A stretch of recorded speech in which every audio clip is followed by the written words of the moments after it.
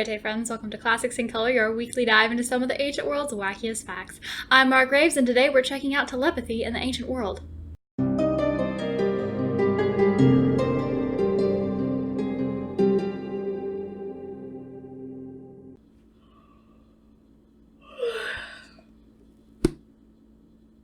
Wait. So you know that feeling when you've been reading for hours and you realize that you have absorbed literally nothing? This happens to me way too much of the time, but occasionally the gods smile on me, they send me gifts. I was reading The Ancient Concept of Progress by Dodds the other day, and I was on this chapter, Man in Classical Greece, which is the most generic title I've ever seen in my life. I flipped the page and all of a sudden I'm on supernormal phenomena in classical activity, and I'm like, heck yes, please, let's do that instead.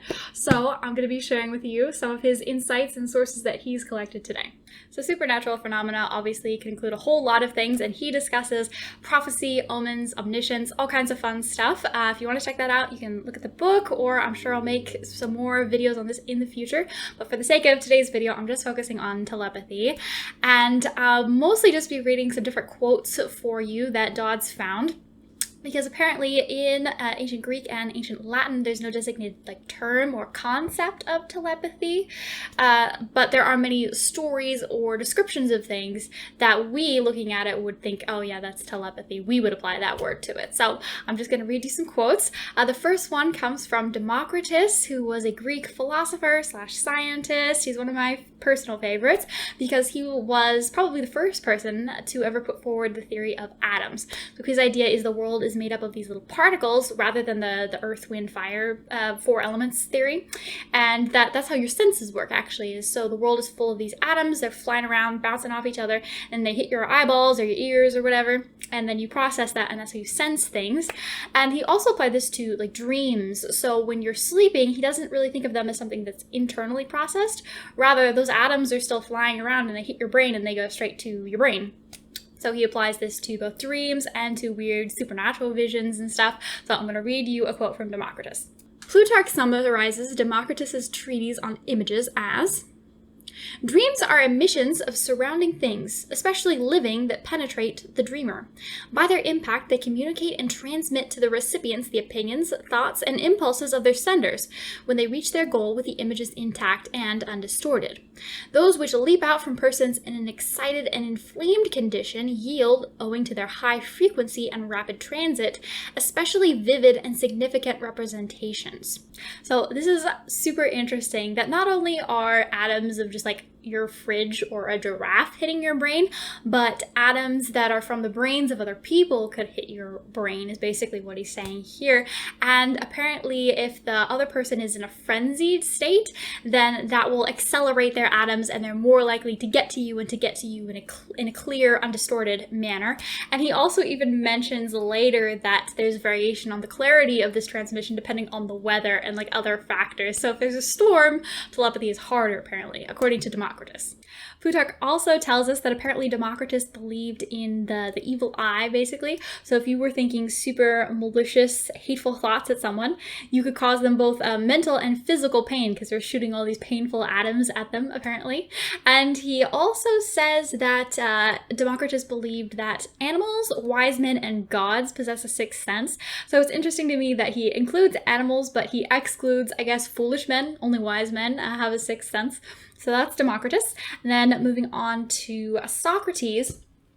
Plutarch, this is Plutarch's thought, is that Socrates' thoughts set up vibrations in the air which enable spirits to apprehend their thoughts, and particularly sensitive people can in turn sense this thought. So here he is referring to the famous daimon of Socrates, right? So Socrates had this spirit that he claimed that he heard and that he talked to and that would give him advice and such.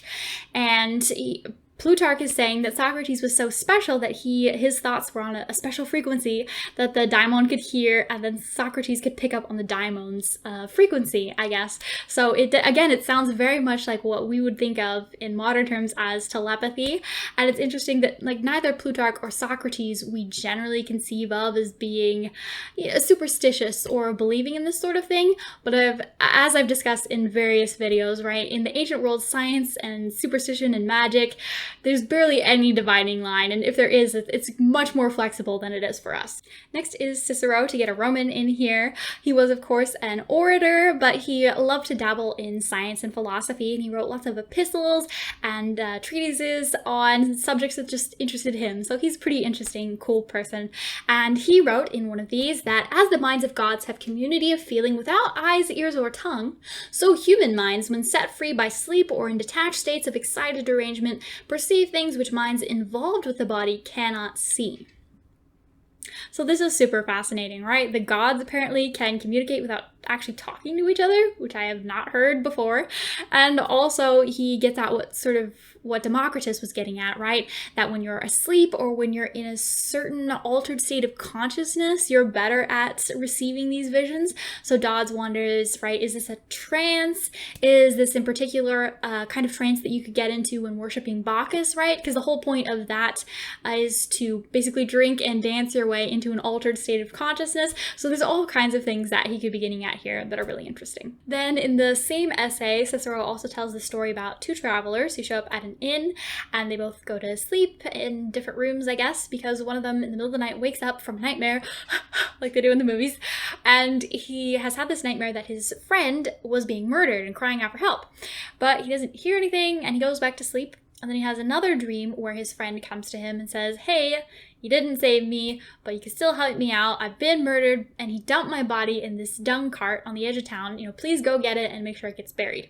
So his friend wakes up, and he sees that he's not around. He gets suspicious, so he walks around the town, and he finds the body in this dung cart that his friend told him about. So Cicero sort of offers this as potential evidence that humans do communicate through thought. So again, Cicero is a renowned politician and a dabbler in philosophy, so very respected person, but he gets to dabble in telepathy, and I honestly, guys, feel like science in the ancient world was way more fun.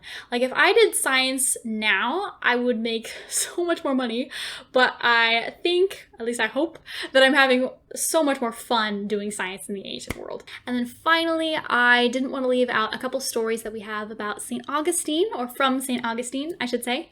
So the first one is about a patient who's very sick, and he's being treated by this priest who lives 10 miles away, really long way away.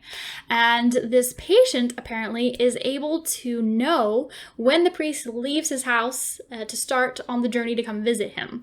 And he's able to describe what happens along the journey and everything. So this is a really cool miracle in St. Augustine's opinion, obviously. But then there's also the story of Alciberius, who was a sort of magician who did these mind-reading tricks, and St. Augustine is much more skeptical of this guy. He's suspicious that there's some devilry going on.